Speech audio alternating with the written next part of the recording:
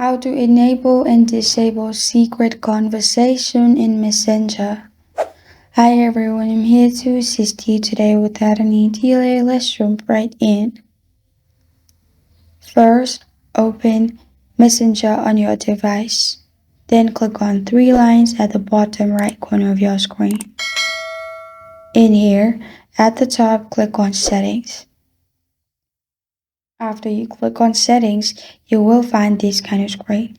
Scroll down in here and click on Privacy and Safety.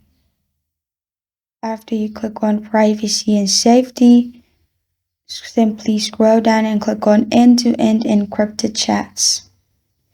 After you click on End-to-End Encrypted Chats, make sure it's turned on by clicking on Message Storage.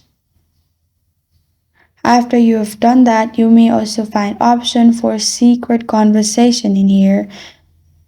If it's not message storage, you can simply turn it on or turn it off in here. And this is how to enable and disable secret conversation in Messenger. Thank you for joining me today. If this video helps you out, please leave a like and subscribe for more. Got a question or want to suggest a topic? Comment below. Thank you for watching.